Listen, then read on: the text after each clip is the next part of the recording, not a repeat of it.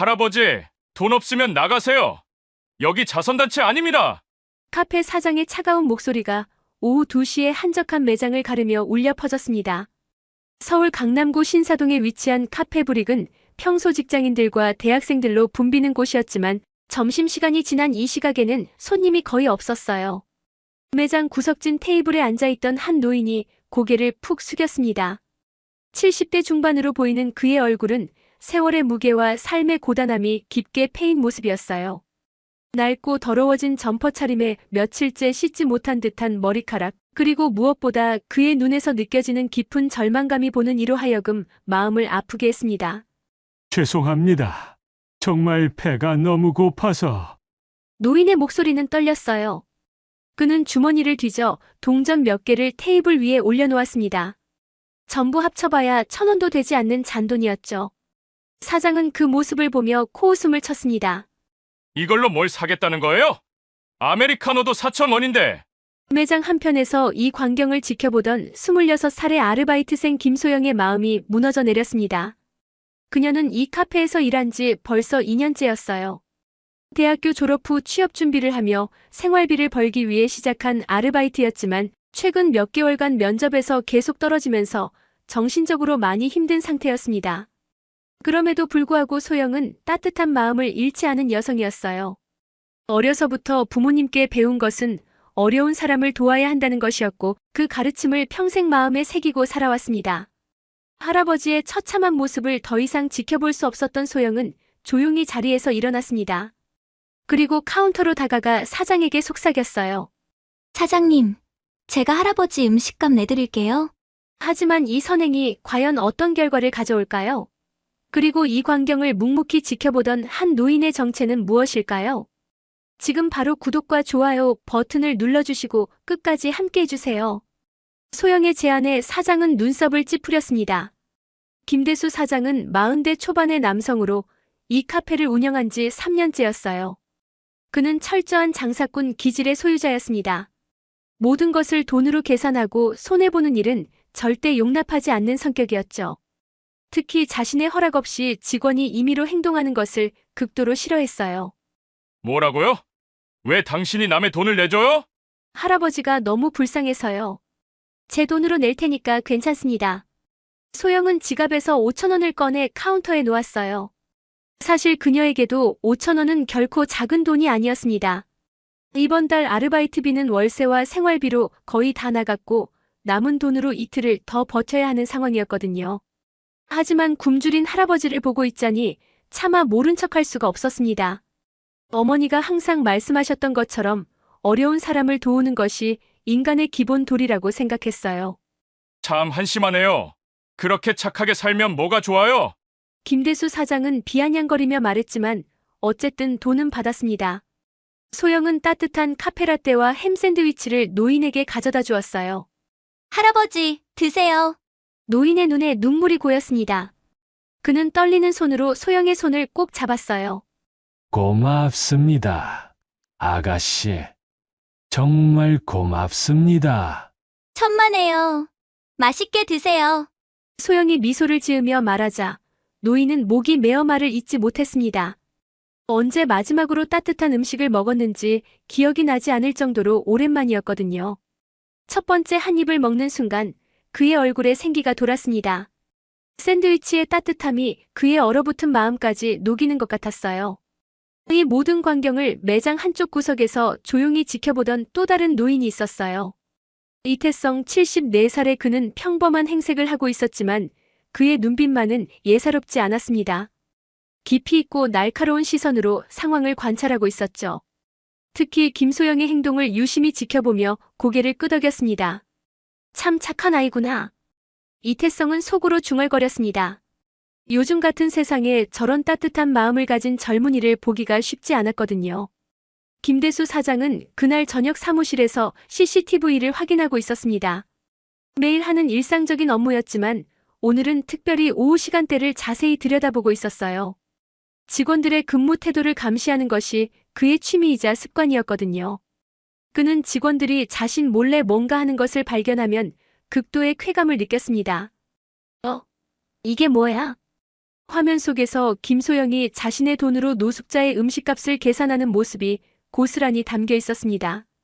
김대수의 얼굴이 점점 일그러졌어요. 그에게는 직원이 임의로 손님에게 음식을 제공하는 것이 배신행위로 느껴졌습니다.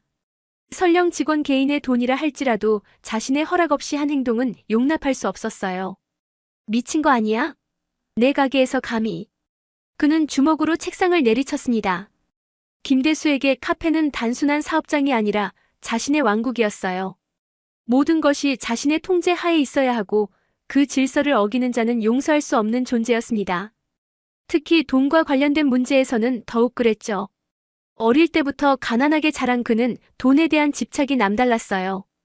다음 날 오전 10시, 김대수는 김소영을 사무실로 불렀습니다.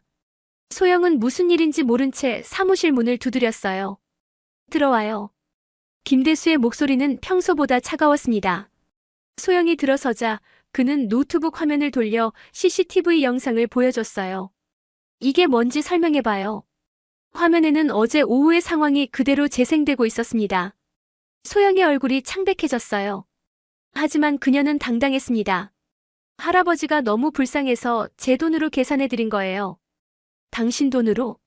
김대수가 비웃었습니다. 그게 중요한 게 아니야. 내 허락도 없이 어떻게 감히. 그의 목소리가 점점 높아졌습니다.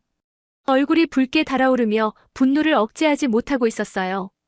김대수에게는 직원이 자신의 권위에 도전한다고 느껴졌거든요. 사장님, 저는 잘못한 게 없다고 생각해요. 김대수의 분노는 걷잡을 수 없이 폭발했습니다. 그는 사무실 안을 오가며 소영을 향해 손가락질했어요.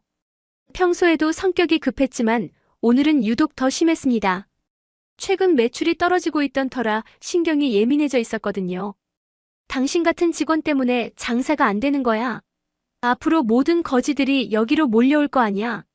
사장님, 그런 말씀은 너무 하시는 거 아니에요? 할아버지는 거지가 아니라 도움이 필요한 분이셨어요. 김소영의 대답에 김대수는 더욱 화가 났습니다. 자신에게 대드는 것처럼 느껴졌거든요. 그는 직원들이 자신에게 절대 복종하기를 원했어요. 감히 나한테 대들어? 당신이 뭔데 내한테 도덕 수업을 해? 여기가 자선단체야, 카페야? 저는 단지. 닥쳐. 김대수가 고함을 질렀습니다. 당신 같은 위선자는 더 이상 볼 수 없어. 오늘 당장 나가. 소영의 얼굴이 하얗게 질렸어요. 설마 이런 일로 해고당할 줄은 꿈에도 생각하지 못했거든요. 아르바이트라고 해도 이렇게 갑작스럽게 쫓겨날 수 있다는 게 믿어지지 않았어요. 사장님, 제발 다시 한번 생각해주세요. 저 정말 이 일이 필요해요. 필요하면 다른 데 가서 해. 내 가게에서는 이런 일 용납 안 해. 김대수는 책상 서랍에서 봉투 하나를 꺼내 소영에게 던졌습니다. 그 안에는 며칠치 일당이 들어있었어요. 이게 마지막이야. 짐 챙겨서 나가. 사장님. 소영의 목소리가 떨렸습니다. 눈물이 그녀의 눈가에 맺혔지만 그녀는 울지 않으려 노력했어요. 뭘 더 바라. 감사하다고 해야지. 다른 사장이었으면 손해배상까지 청구했을 거야. 김대수의 말은 갈수록 잔인해졌습니다. 그는 소영의 고통스러운 표정을 보며 오히려 쾌감을 느끼고 있었어요. 앞으로는 착한 척하지 말고 현실적으로 살아.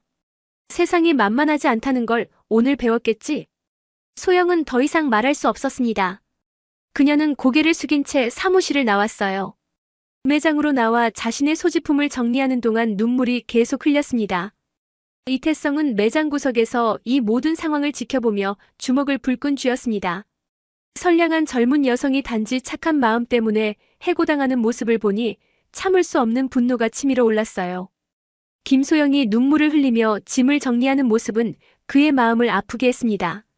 수십 년간 사업을 해오면서 수많은 인간군상을 봐왔지만 이런 악질은 정말 오랜만이었어요. 저런 악질 같은 놈이. 이태성은 속으로 중얼거렸습니다. 세상을 살아오면서 수많은 악인들을 봐왔지만 김대수 같은 인간은 정말 드물었어요. 돈만 밝히고 인간성은 찾아볼 수 없는 최악의 인간이었죠. 더욱 화가 나는 것은 선량한 사람을 괴롭히면서도 전혀 죄책감을 느끼지 않는다는 점이었습니다. 김소영이 매장 문을 나서는 순간 이태성도 자리에서 일어났습니다. 그는 천천히 김소영을 따라 나섰어요. 젊은 여성이 길가에서 멍하니 서 있는 모습이 너무나 안쓰러웠거든요. 아가씨. 이태성이 조심스럽게 소영에게 다가갔습니다. 소영은 놀란 표정으로 고개를 돌렸어요. 할아버지. 어제 그 일 다 봤어요. 정말 고마웠습니다. 이태성의 목소리는 따뜻했지만 그 안에는 단단한 의지가 숨어 있었어요. 소영은 고개를 저었습니다. 별일 아니었어요. 그런데 결국 이렇게 됐네요. 아가씨가 잘못한 게 아니야. 저 사장이 잘못된 거지. 이태성은 소영의 어깨를 다독이며 말했습니다. 그리고 지갑에서 명함 하나를 꺼내 건넸어요. 이거 받아두세요. 곧 좋은 일이 있을 거야. 명함을 받아든 소영은 깜짝 놀랐습니다. 거기에는 태성그룹 명예회장 이태성이라고 적혀 있었거든요. 태성그룹이라면 국내 굴지의 대기업이었어요. 할아버지께서 설마. 놀라지 마세요. 그냥 은퇴한 늙은이일 뿐이에요. 이태성은 미소를 지으며 말했습니다. 하지만 그의 눈빛에는 결연한 의지가 담겨 있었어요.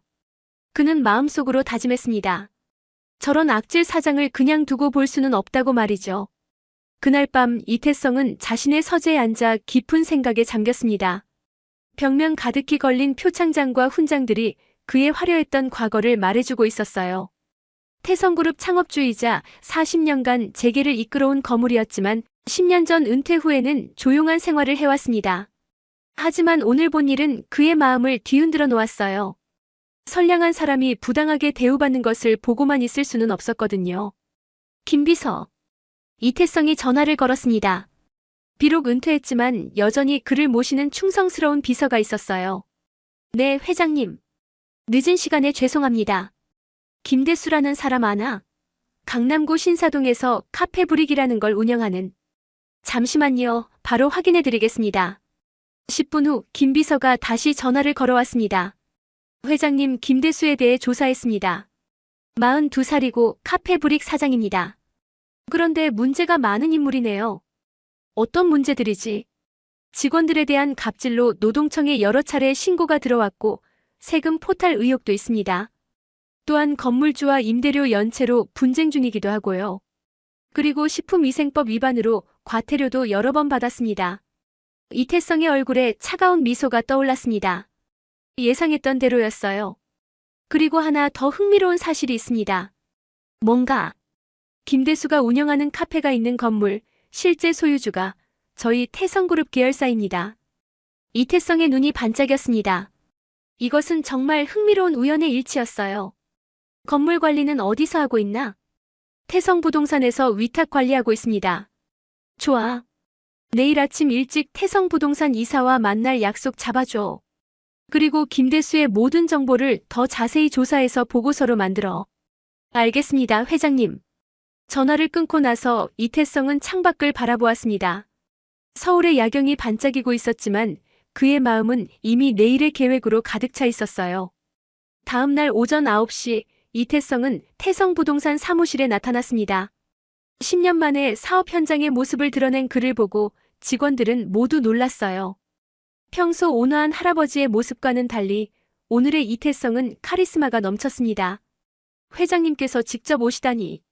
박진우 이사는 황급히 일어나 인사를 했습니다. 이태성은 단호한 표정으로 말했어요. 신사동 카페 브릭 건물 임대차 계약서 가져와. 네, 바로 준비하겠습니다. 계약서를 검토한 이태성의 얼굴에 만족스러운 표정이 떠올랐습니다. 김대수는 지난 3개월간 임대료를 연체하고 있었거든요. 그뿐만 아니라 계약서상 여러 조항도 위반하고 있었어요. 계약 해지 통보 내일 당장 발송해. 그리고 강제 집행 절차도 준비하고. 하지만 회장님, 절차상 시간이. 내가 누군지 잊었나? 가능한 모든 법적 수단을 동원해서 최대한 빨리 처리해. 박진우 이사는 고개를 끄덕였습니다. 이태성 회장의 명령이라면 무조건 따라야 했어요. 한편 카페브릭에서는 김대수가 평소처럼 장사를 하고 있었습니다. 김소영을 해고한 후 새로운 아르바이트생을 구하고 있었지만 쉽지 않았어요. 하지만 그는 별로 신경 쓰지 않았습니다. 착한 척하는 애들은 다 저런 거야. 세상 물정 모르는 애들. 김대수는 혼자 중얼거리며 비웃었습니다. 그때 택배기사가 들어왔어요. 김대수 사장님 맞으시죠? 등기우편 왔습니다. 김대수는 받아본 서류를 보고 얼굴이 창백해졌습니다.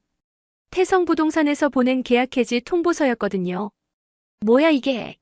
갑자기 웬 계약해지? 그는 급히 태성부동산에 전화를 걸었습니다. 여보세요. 계약해지가 무슨 소리예요? 임대료 3개월 연체로 인한 계약해지입니다. 법적 절차에 따른 것이니 이의제기하시려면 변호사 선임하세요. 전화가 끊어지자 김대수는 머리를 쥐어뜯었습니다. 일주일 후 카페 브릭에는 폐업이라는 팻말이 붙었습니다. 김대수는 강제 집행을 당하면서 모든 것을 잃었어요. 임대료 연체뿐만 아니라 세무조사까지 들어오면서 그의 사업은 완전히 무너졌습니다. 더욱이 노동청 조사까지 시작되어 그동안 저질러온 갑질행위들이 모두 드러났어요. 김대수는 빈 매장에서 멍하니 앉아 있었습니다. 며칠 전까지만 해도 자신이 왕처럼 군림하던 공간이었는데 이제는 텅 비어버렸어요. 이럴 리가 없어. 분명 누군가가 뒤에서. 그는 중얼거렸지만 이미 때는 늦었습니다. 한편 김소영은 이태성으로부터 연락을 받았어요. 아가씨, 내일 태성그룹 본사로 오세요. 인사팀에서 면접 볼 거예요. 정말이요? 하지만 제가 그런 큰 회사에 실력 있는 사람이면 충분해요. 마음 따뜻한 사람은 더욱 필요하고요. 소영의 얼굴에 환한 미소가 떠올랐습니다. 절망의 나락에서 갑자기 희망의 빛이 보이기 시작했거든요. 이태성은 다시 그 카페 자리를 찾았습니다. 이제는 임대라는 팻말이 붙어 있었어요. 그는 미소를 지으며 속으로 중얼거렸습니다. 선량한 사람이 손해보는 세상은 만들면 안 되지. 3개월 후 그 자리에는 새로운 카페가 문을 열었습니다. 이번에는 김소영이 점장으로 일하는 카페였어요. 태성그룹에서 취업 후 능력을 인정받은 그녀에게 이태성이 특별히 기회를 준 것이었습니다. 카페 이름은 따뜻한 마음이었어요. 그리고 매장 한쪽에는 작은 안내문이 붙어 있었습니다. 어려운 이웃을 위한 무료 음료 쿠폰을 준비해 두었습니다. 필요하신 분들은 언제든 말씀해 주세요. 이태성은 가끔 그 카페를 찾아 커피를 마시며 소영의 밝은 모습을 지켜봤습니다. 선행은 반드시 보상받는다는 것을 보여주고 싶었거든요. 그리고 악한 자들은 반드시 대가를 치른다는 것도 말이죠. 이 이야기가 마음에 드셨다면 구독과 좋아요 부탁드립니다. 여러분의 작은 관심이 더 많은 감동적인 이야기를 만드는 힘이 됩니다.